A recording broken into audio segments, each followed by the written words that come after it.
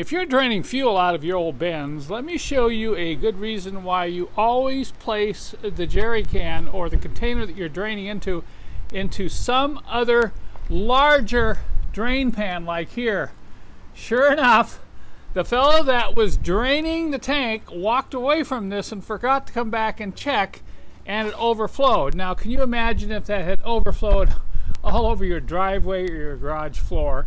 So whether you're using a big can or a small can to catch the fluid, always use a larger container underneath, just in case it overflows. Notice here with this smaller jerry can that we caught just a little bit of fuel. But you know, when that gets all over the ground, it creates a huge mess.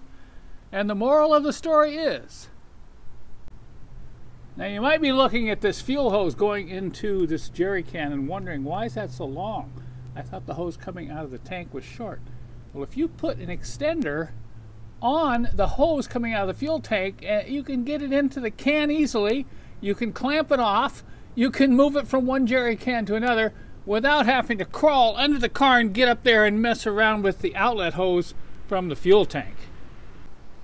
So in the case of most of these old diesels, you can see the outlet hose coming off that tank screen is only about 5 or 6 inches long.